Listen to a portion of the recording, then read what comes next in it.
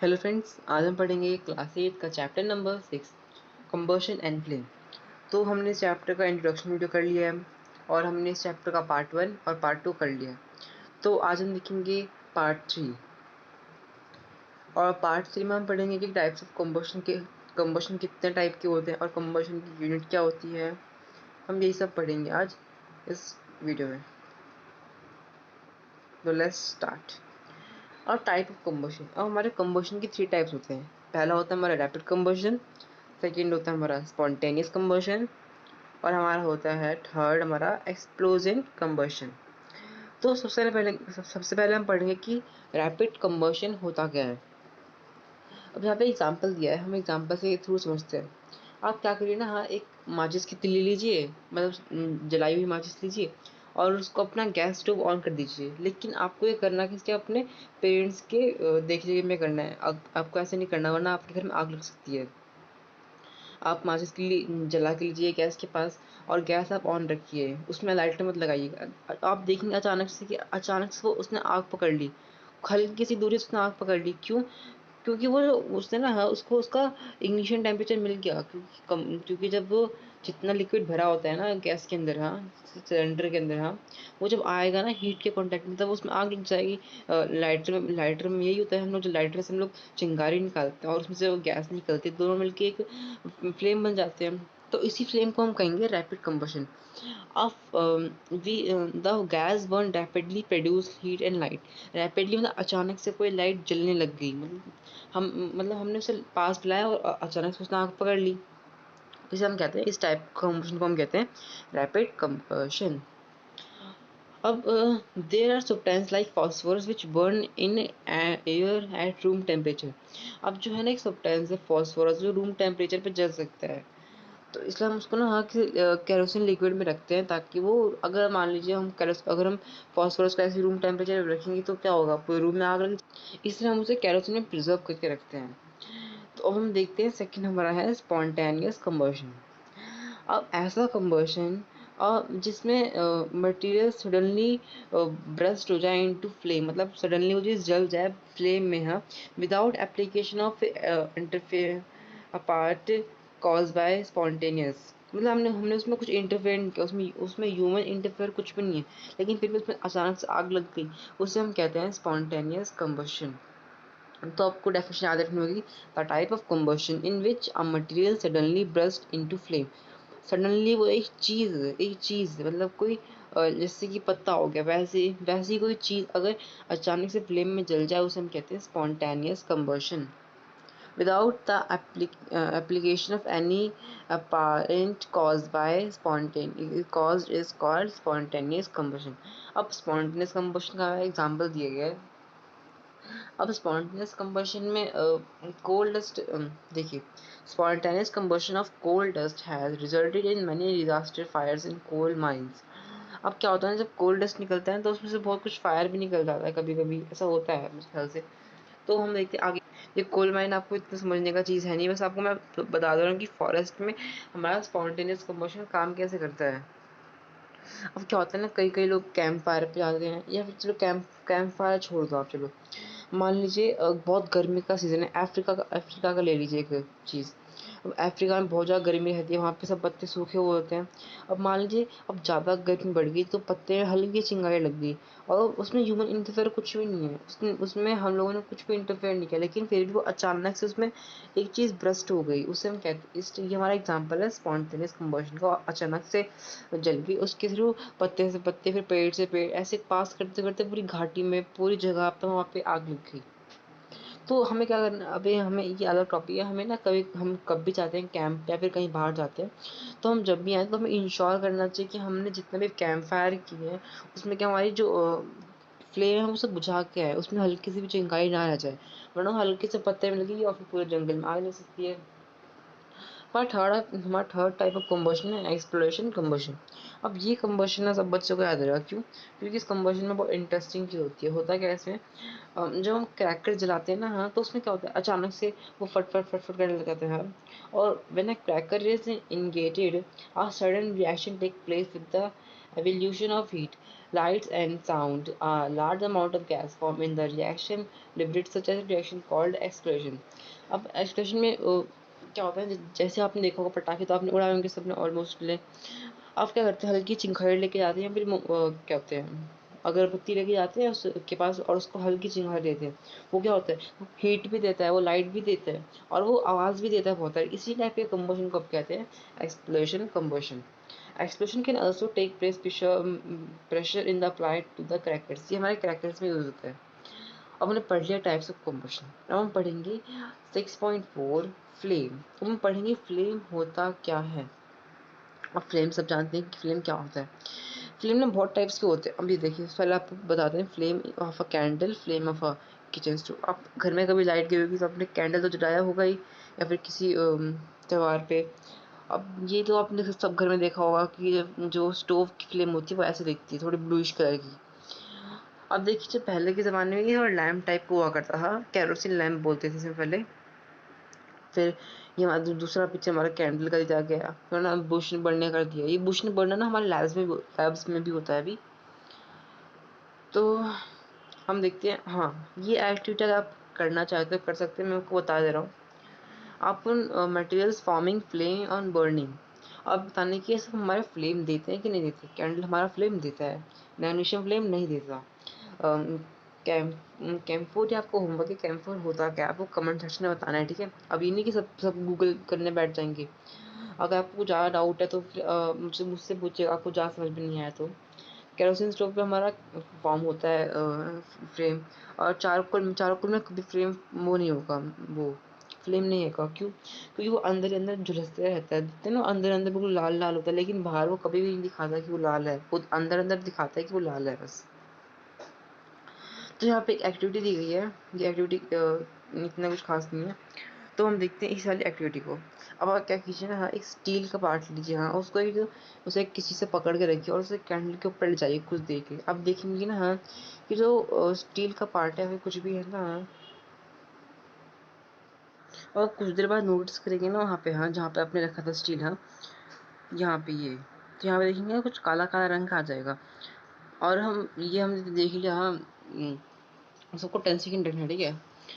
अभी तो हमने देख लिया, अब हम देखते हैं आगे वाला क्या है। A circular black string form in the glass plate indicate the deposit of unburn carbon. अब जो इसमें ना हाँ हमें शो करता है कि हाँ ये इसमें अनबर्न कार्बन प्रेजेंट हो रहा है इसके अंदर। Luminous zone of the flame. अब ल्यूमिनस जोन हम पढ़ेंगे अभी आगे, थोड़ा बस हल्का सा रह गया। तो मतलब इसमें दिखाता है कि जो पार्टिकल्स है ना कार्बन के, अनबर्न कार्बन पार्टिकल्स वो इसमें होते हैं, बस इसमें एक्टिव में ये दिखाया गया। अब हमारी सेकंड एक्टिविटी आपको करना है कि कॉपर वायर लेना है और उसको इसको इस तरह होल्ड करके रखना है। तो आप कुछ बात देखेंगे उसमें एक चेंजेस क्या आएगा। आपको क्या करना है, नॉन ल्यूमिनेंस जोन क्या रखना है, फॉर 30 सेकेंड रखना है। तो हम नोटिस क्या करेंगे, जो कॉपर का है ना हाँ वो outside the flame gets red hot, वो रेड हॉट हो जाएगा। Does indicate the non luminous zone of the flame has a high temperature. In fact the part of a flame is the hottest part. अब देखिए आपसे पूछेगा कि इसमें सबसे हॉटेस्ट पार्ट कौन सा होता है, कैंडल का, हाँ मतलब फ्लेम का। तो मैं आपको समझाना पड़ेगा। ये देखिए ये जो सबसे टॉपेस्ट होता है ना इसे हम कहते हैं सबसे हॉटेस्ट पार्ट। और जो ये बीच में होता है येलो वाला इसे हम कहते हैं मॉडरेटरी पार्ट। और जैसे ये बिल्कुल बिल्कुल सेंटर में होता है इसे हम कहते हैं लीस्ट हॉट। अब देखिए अब इन सब के नाम भी तो होंगे, ये भी हाथ तो नहीं कि हम ऐसे कहेंगे कि hotter part, moderately part, least part, नहीं। हमें तो इनका दूसरा नाम होता है, इसका नाम होता है हमारे सबसे टॉपेस्ट का ल्यूमिनस जोन। इसका होता है हमारा नॉन ल्यूमिनस जोन, मतलब outer zone, non luminous zone, मतलब ऐसे आपको याद रखना है। मैं आपको बुक के टाइप्स बता रहा हूँ। यहाँ पे outer most zone complete combustion होगा यहाँ पे। मिडल जोन में हमारा middle zone of a particle combustion, मतलब थोड़ा बहुत कंबशन होगा।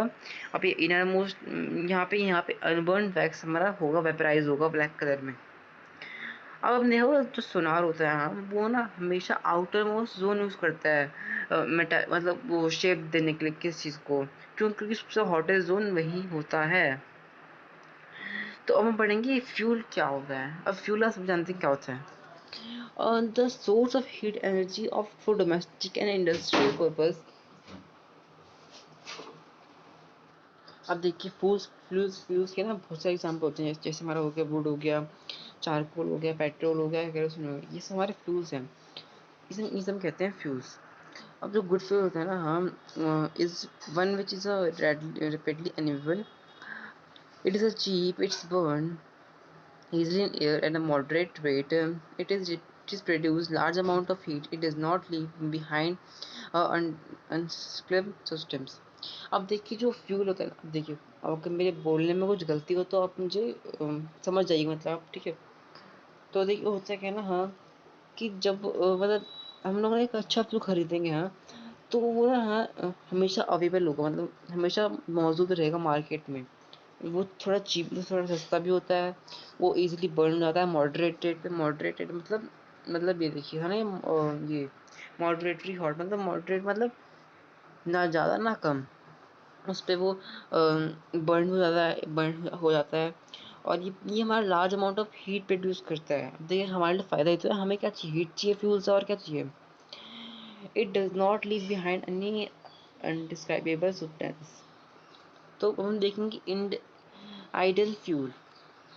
अब जितने भी ये होते हैं, जितने भी गुड फ्यूल, हाँ, ये सब हमारे आइडल फ्यूल के लिए बोला गया है कि this is probably fuel to could consider as ideal fuel. अब जिसमें ये सब गुण होंगे, जो हमारा अवेलेबल होगा हमारा मार्केट में, थोड़ा चीप होगा, और हमारे एयर में बर्न हो जाएगा, ये सब जितने भी होंगे ना, वो सब हमारे आइडल फ्यूल में होगा। ये सब हम कहते हैं idol fuel.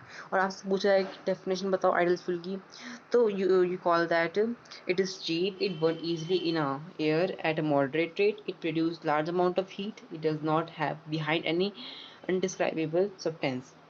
These quality are found in indel fuel. This is called indel fuel, ठीक है। तो आपको इतना बोल देना है। तो fuels is different in their cost, some fuels are cheaper then. अब कुछ फ्यूल ना, अब हर फ्यूल का अलग अलग रेट होता है, जानते हैं, पेट्रोल का अलग रेट हो गया, केरोसिन का अलग रेट है, सबका अलग अलग रेट होता है। तो अब हम देखेंगे फ्यूल इन्फ्लुएंसी, हम पढ़ रहे हैं यहाँ से, ठीक है, से the amount of heat energy produce on a complete combustion of 1 kg fuel is called calorific value. अब मैंने कहा था आपको इंट्रोडक्शन वीडियो में कि क्लोरोफाइन वैल्यू होता है क्या, अब मैं बताऊँ आपको क्लोरोफाइन वैल्यू होता क्या है।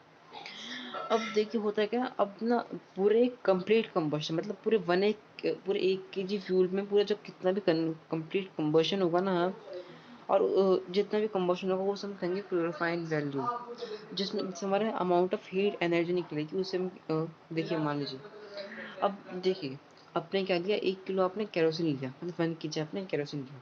अब आपने उसे बर्न किया। अब जितना 1 किलो, अब जितना 1 kg ना केरोसिन में से, हाँ, जितना हीट एनर्जी निकलेगा, उसका वो उस केरोसिन का क्लोरोफाइन वैल्यू होगा। The calorific value is express in a unit.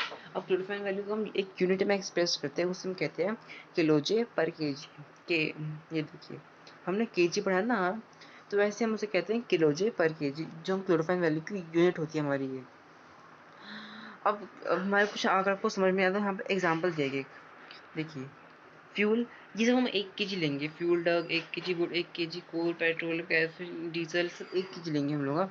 अब से क्लोरोफाइन वैल्यू क्या होगी, मतलब इसमें से कितना हीट एनर्जी निकलेगा, ठीक है। तो मैं आपको सिर्फ एक दो समझाऊंगा, मैं आपको बायोगैस समझाता हूँ। बायोगैस में से 35,000 निकलेगा, और 35,000 से लेके 40,000 तक निकल सकता है। अब हाइड्रोजन हमारा 15,000 तक निकलेगा, CNG 5,000 तक निकलेगा, 50,000 तक निकलेगा। तो ऐसे ही सबके दिए गए हैं ये। अब burning of fuel lead harmful product. अब देखिए, अब कोई चीज़ जब बर्न होगी तो उसमें से हार्मफुल प्रोडक्ट भी तो निकलेगा। तो हम देखते हैं कि वो हार्मफुल प्रोडक्ट्स क्या होते हैं। तो हमारे यहाँ पे ना, हम फर्स्ट फर्स्ट पार्ट दिया, सेकंड पार्ट दिया, थर्ड पार्ट दिया, और हमारा फोर्थ पार्ट दिया। इस फोर्थ पार्ट के बाद हमारा ये चैप्टर खत्म हो जाएगा। तो ये बस हल्का सा देखना पड़ता है। Carbon fuels like wood, coal, petroleum release unburned carbon particles. These fine particles are dangerous pollutants causing respiratory disease such as asthma. अब आपने सुना होगा किसी किसी को अस्थमा हो गया, क्यों? क्योंकि वो क्या करता है ना, वो कार्बन पार्टिकल्स झेलता है अपने अंदर, अनबर्न कार्बन पार्टिकल्स। अब बोलते हैं ना कि जहाँ पे मंदिर है वहाँ पढ़ना नहीं चाहिए, क्यों? मतलब जहाँ पे अगरबत्ती जल रही है वहाँ पढ़ना नहीं चाहिए, क्यों? क्योंकि उस अगरबत्ती में से हार्मफुल सब्सटेंस निकल जाते हैं, जो हमारे रेस्पिरेटरी के लिए अच्छा नहीं होता उस टाइम, ठीक है। अब देखते हैं वहाँ पे इस बॉक्स में क्या लिखा है। And for centuries wood are use for domestic food, industrial food. अब क्या होता था पहले के ज़माने एलपीजी से था नहीं, तो पहले ज़माने में हम लोग यूज करते थे वुड। उसके बाद आया हमारा, और वुड की जगह रिप्लेस किसने कर ली, कोल। फिर उसके बाद किसने रिप्लेस कर ली, एलपीजी ने रिप्लेस कर ली लूजर पार्ट्स के लिए and countries. Fuel become easily available at low cost. अब जो एलपीजी लो कॉस्ट में अवेलेबल होता है हमारा, अब क्या होता है ना, हाँ अब अगर हम वुड का यूज़ करेंगे ज़्यादा, हाँ तो वो डिफॉरेस्टेशन भी कर देगा। और फ्यूल और हमारा वुड का घाटा भी ये है कि उसका इग्निशन टेम्परेचर बहुत ज़्यादा होता है, उससे बहुत ज़्यादा हीट, उसे मतलब उसे जलाने में बहुत ज़्यादा टाइम लगता है हम लोग को। और लेकिन जब एलपीजी की बात करें, उसमें बहुत हल्की चिंगारी, जब हमें लाइटर जलाना है और वो अगर उसमें फ्लेम आ जाएगी। ठीक है, हमारा सेकंड पार्ट है इनकम्प्लीट कंबोशन ऑफ दिस फ्यूल्स की कार्बन मोनोऑक्साइड। हाँ, अब सबसे मेन टॉपिक ये है कि जब पूछा जाएगा कि इनकम्प्लीट कंबोशन क्या होगा, तो इनकम्प्लीट कंबोशन में क्या होगा ना, हाँ कि उसमें ना कार्बन मोनोऑक्साइड निकलेगा। It is a very poisonous gas, बहुत पॉइजनस गैस होती है हमारे कार्बन डाइऑक्साइड से भी।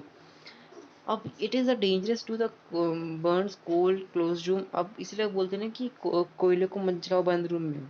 और आपने कभी कभी न्यूज़ सुनी होगी कि वो सर्दियों के मौसम में अपने घर में अंगीठी जला के सोए, तो वो सोए रह गए। क्यों?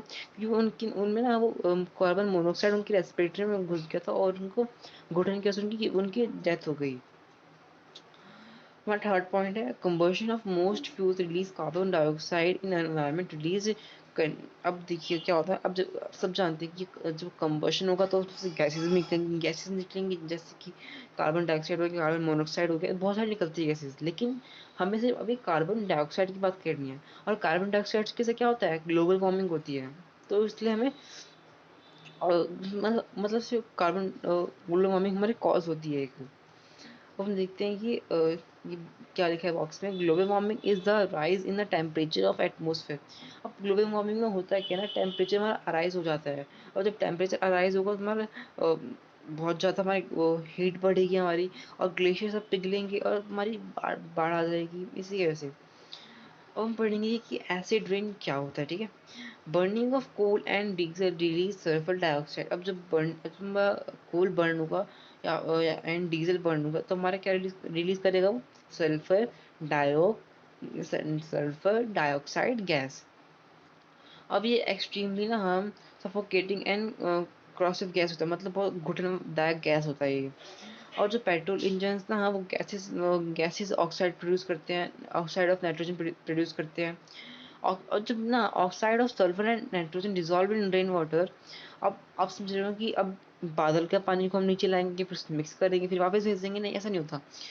अब क्या होगा ना, जब ये ना वेपर बन के ना आसमान में उड़ जाएंगे, आसमान में उड़ के कहाँ मिक्स होंगे, बादल में मिक्स होंगे। और बादल मतलब बारिश, मतलब रेन वाटर मिक्स हो जाएंगे ये। और फिर ये एसिड रेन फॉर्म करते हैं। हमने क्लास 7 में ही पढ़ा था एसिड रेन के बारे में। तो ये हमारी स्किन के लिए, सॉइल के लिए, बिल्डिंग्स के लिए बहुत ज़्यादा हार्मफुल होते हैं। The use of diesel and petrol fuels in automobiles began replaced by the CNG, compressed natural gas, because CNG produce a harmful products in very small amount. अपना डीजल पेट्रोल की जगह हम लोग सीएनजी यूज़ करते हैं। अब देखा होगा आपने दिल्ली में सीएनजी रूल लागू हो गया था। क्यों? क्योंकि दिल्ली में बहुत ज़्यादा पॉल्यूशन बढ़ गया था। और जो सीएनजी है ना, ये बहुत कम गैसेस प्रोड्यूस करता है, हार्मफुल गैसेस। तो हमने ये कीवर्ड्स भी कर लिए थे, हमने ये समरी भी कर ली थी इस चैप्टर की। तो हमारा चैप्टर खत्म हुआ। अब इसके क्वेश्चन आंसर की एक नेक्स्ट वीडियो में डालूंगा अभी। तो मेरी तरफ से अभी के लिए आपको बाय बाय।